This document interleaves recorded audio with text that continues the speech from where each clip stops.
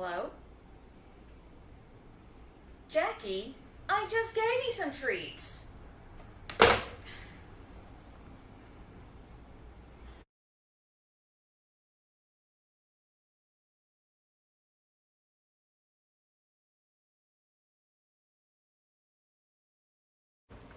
What's up, Raiders? I'm Natalie, the Thrift Raider, and today I am going to try and teach you a little bit more about rotary phones. So recently I got two of them. I've got this blue one and the brown one. It's like a chocolate brown, pretty color. And they were both from a TV set. They were props at a TV set. And I guess the TV show got canceled, and it was called Paradise Lost, and it was filming around where I am. And I went to the sale, and they were both there. So that'll come into play later. I think, I want to kind of get into who would want these phones, and as a reseller, like maybe how to ship them, and just like learning more about them once you do find one to help you sell it. So I hope I can accomplish all of those things in this video and don't forget anything, because I think it'll be a really fun video to do. Okay, so if you don't know how to use a rotary phone, maybe say you're watching this and you're 12, doubtful, but maybe. So you're a child and you don't know how to use these at all. So you would pick it up, put it to your ear, and say your number starts with 50. Hey, let's call this number that's on it. Okay, so we got 224. So you would start at 2, and you would go all the way around to here, and it would come back 224. And once you had finished dialing all of the numbers in the phone number, then it would start ringing. So there was a brand of phone, before these came out, I believe rotary phones started coming into general household use in like the late 40s, I want to say. I'm not an expert in rotary phones, so I want to say, like, look everything up for yourself, but before rotary phones, generally you pick the receiver up, you put it to your ear, and you told a operator, like, hey, I want to dial the number 6 or something. I don't know how many digits were before the 7-digit general, and then they didn't have area codes and all that. So yeah, you would just pick up the phone, say, I want to talk to so-and-so, and then they would go from there.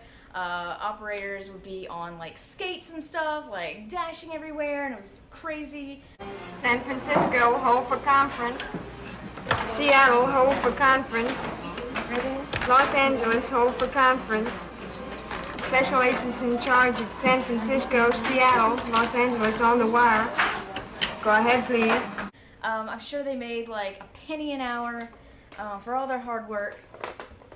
But yeah, so one of the first things I wanted to establish when I was kind of looking at these phones is like what year they were from, because you don't know just off the bat. Like if you just pick one up, like I sold one on Poshmark maybe a couple months ago, and I had no idea that the year was actually on the phone. I didn't put that in the listing or the title or anything, so that's what I kind of want to show you in case you don't know. So I'm gonna pick up this one, which is a little bit lighter. So what both of these are, it's two different brands, but they're both Rotary 500, and generally, so this one doesn't, but it is a C/D. Sometimes you want to put that in the title. You want to put 500 in the title as well, but this one says on the end, it's stamped here, 1983 at the very end. So there's some numbers before it. It says 500, then 45, which I'm not sure what that means, QBA, 20M, and then 1083. So that wasn't necessarily the month that this was made. It was more likely, I think, the month that it was inspected. So that's the less heavy phone there. This one is a monster. This one is actually clearly printed or painted on there, C/D 500, and that is March 1959. So this phone is from the 50s. It's a lot heavier. So on a scale, this weighs like between 4 and 5 pounds. The other one weighs, I think, under 3.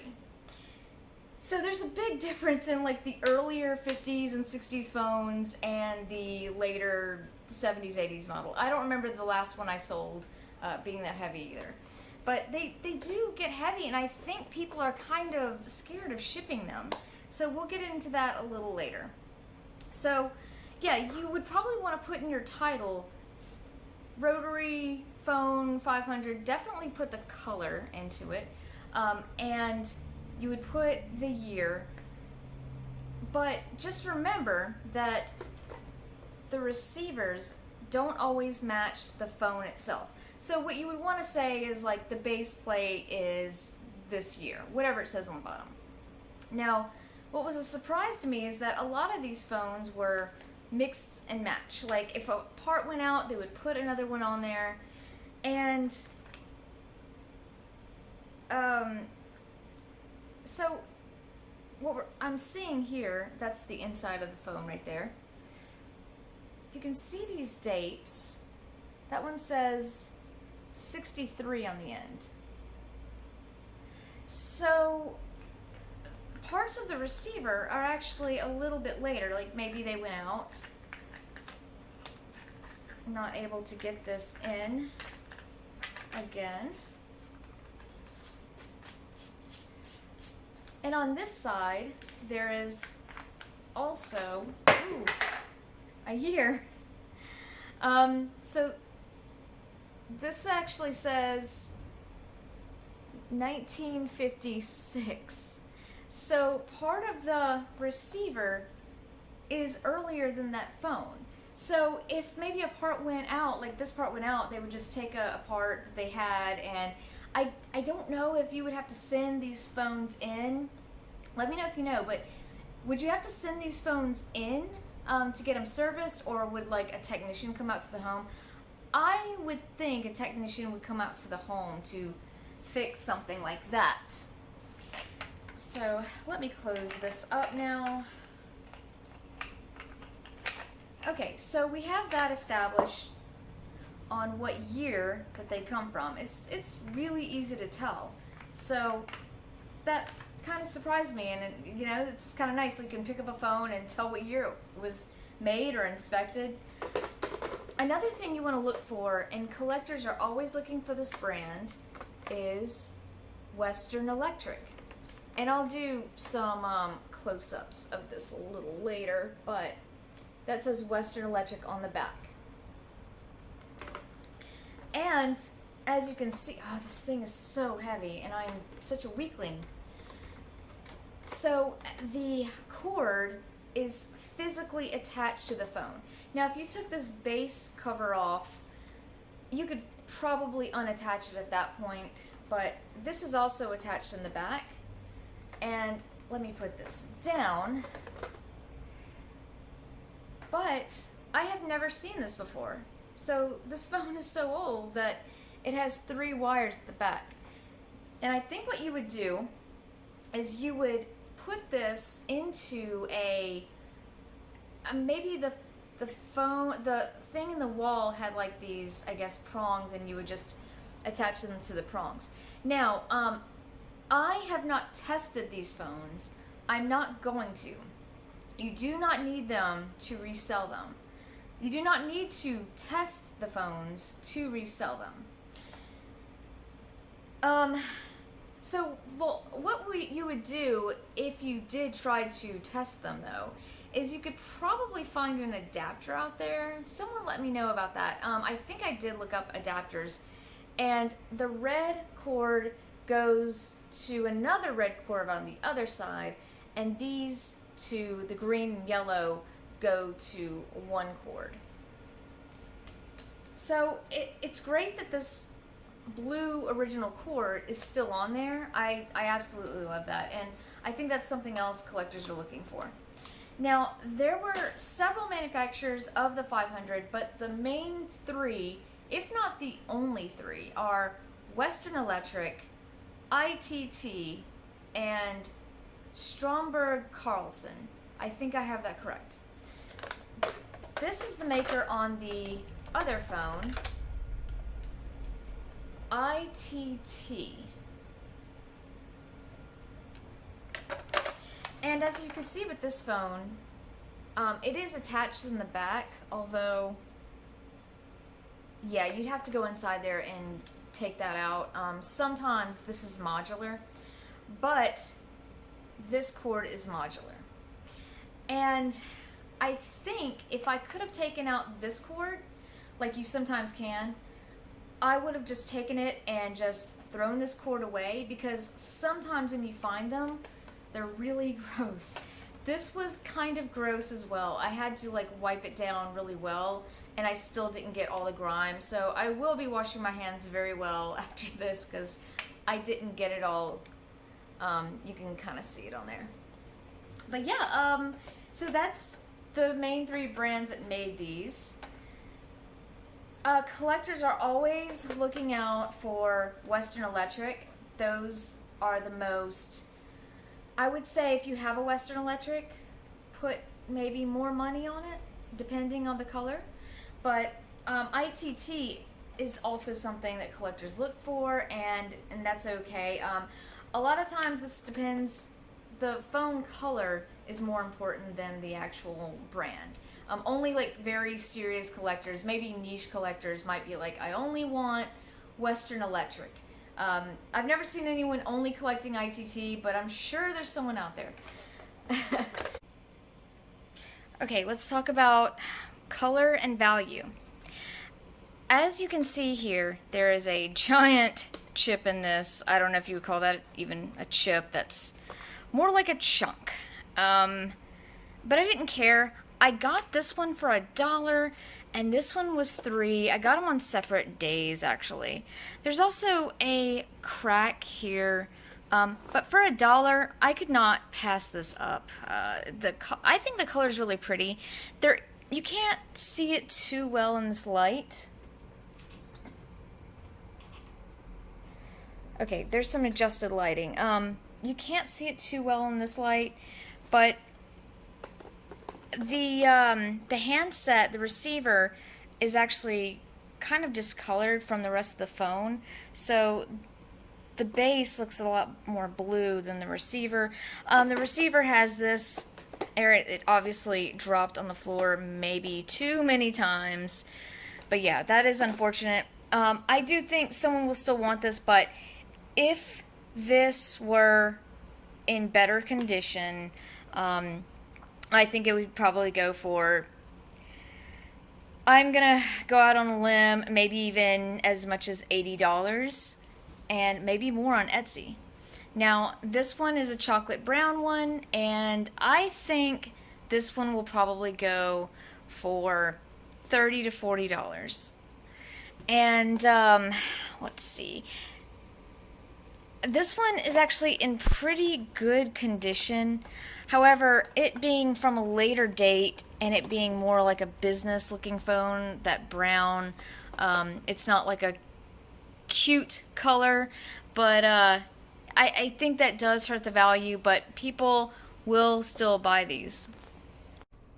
Now, you might be wondering, if that thing is 5 pounds, how would I ship it?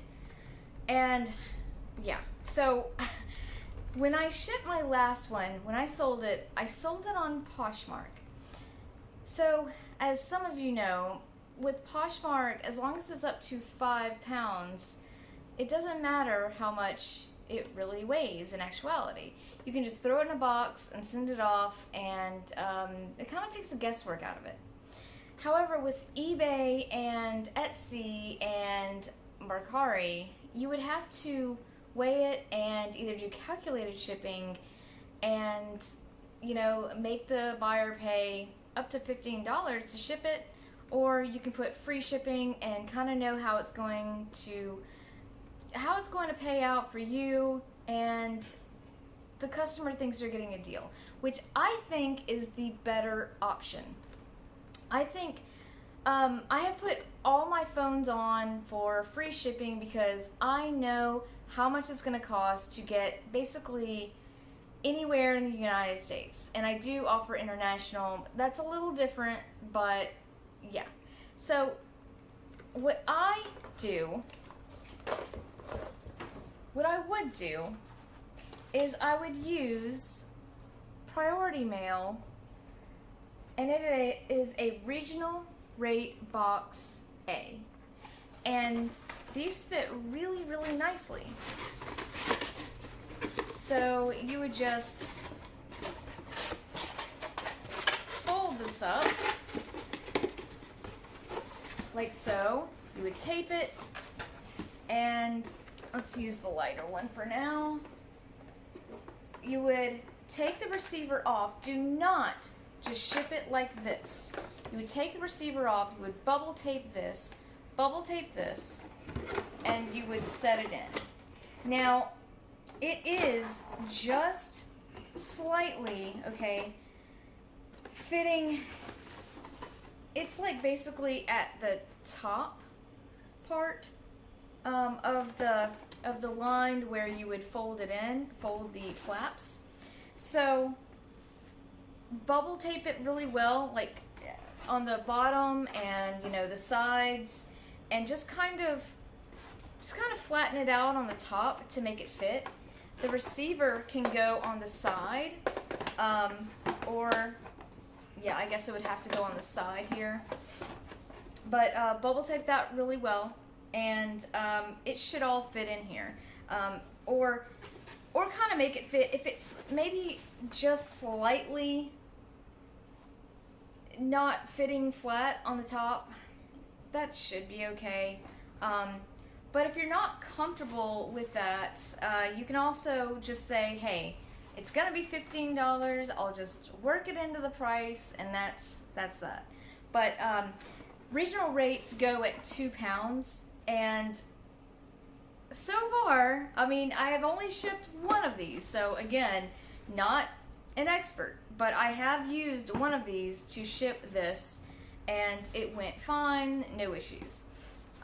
If you don't have one of these because you can't get them from the post office, I know the post office is having a lot of issues at the moment, you could just use a 10 by 7 by 5, and that will basically be the same type of box.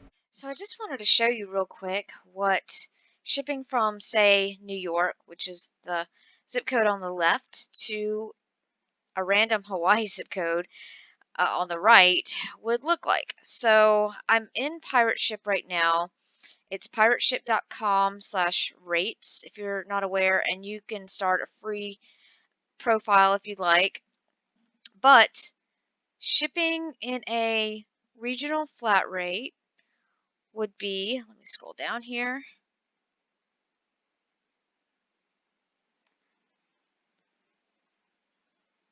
Okay, so if we put it in a regional rate box A up to £5, that's what you're looking at. So that's pretty cheap. So what you would want to do is build that into your price. Say you have a white rotary phone that you want to charge $20 for. You can add the 12 on top of that, and that'll look like a really, really good price. 35 with free shipping sounds great for a rotary phone, because on other people's listings, so many people have them for, 30 plus 15 or 10 plus $20, and it's not a good look, guys. Another option would be just putting it in a box that's 10 by 7 by 5. And as you can see, I have the 5-pound rate here. So our shipping rate would look like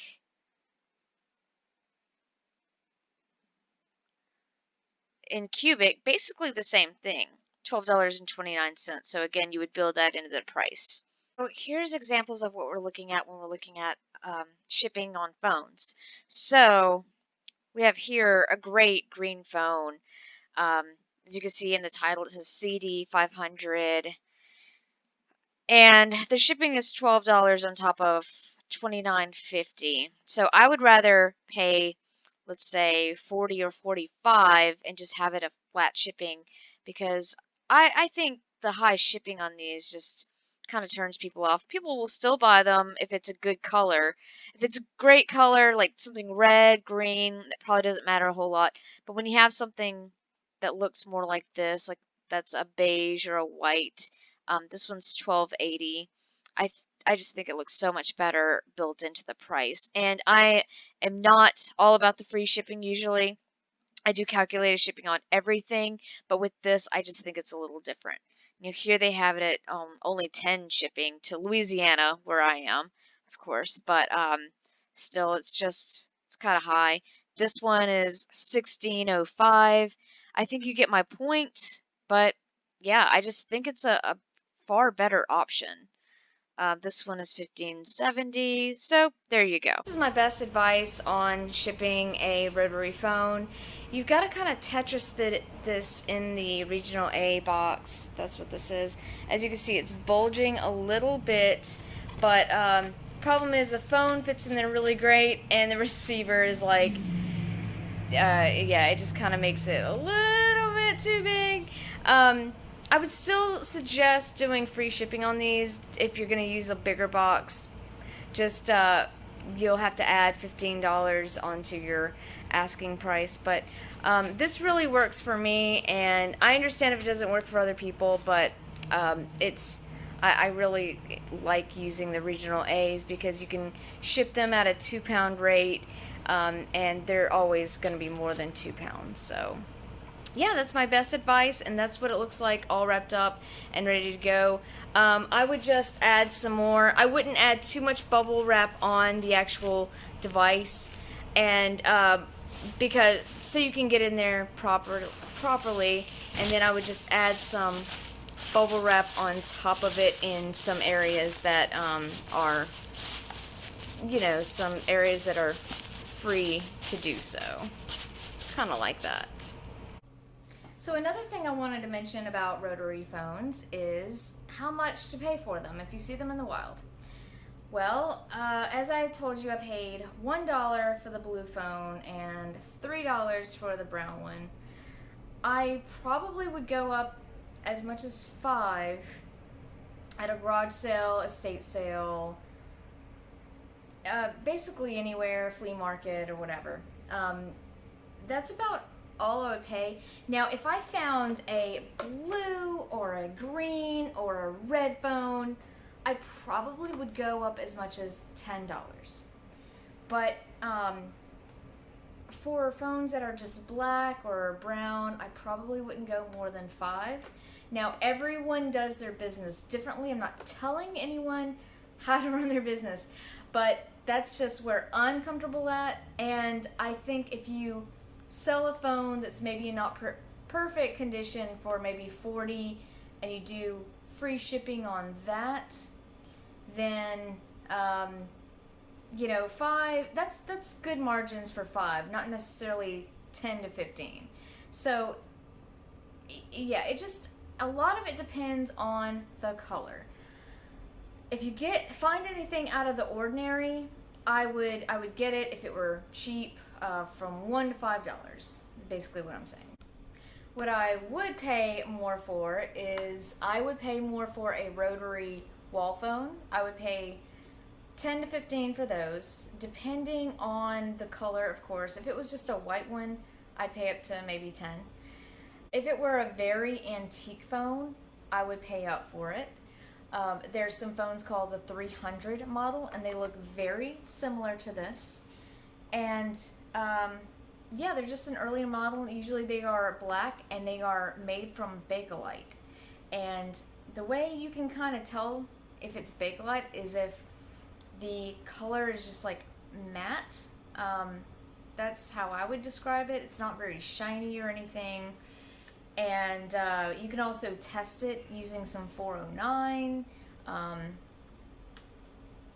You could use, there's a few tests for it.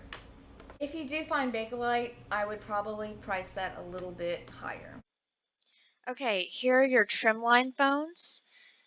As you can see, it's just maybe something, you could put these on the wall, you could have them on a desk or something still, but yeah, they just look like your average touch tone, but they're rotary, and people also look for these.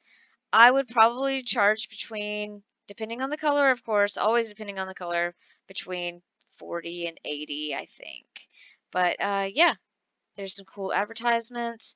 Um, I would definitely look out for pink, blue, red, green.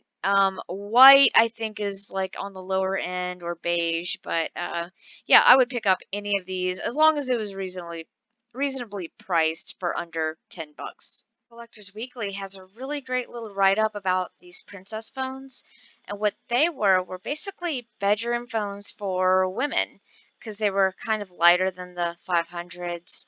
I've never come across these in the wild, but I hope to one day. As you can see, black was pretty rare, and what we're looking at is like this blue one or white one, red one, not really like this fancy French one here. And if I had a beige or white one, I would start at 20, but I would go as high as like 100 for the pink ones. You might be asking yourself, is she going to take off the phone number before she lists it? No.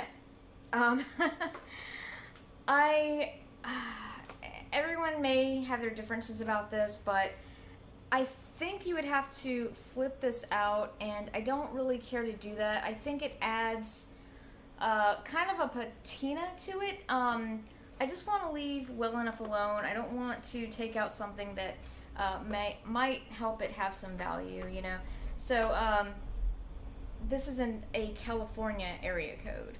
And I don't think people are on eBay trying to get phone numbers from numbers. I wouldn't put it in the description.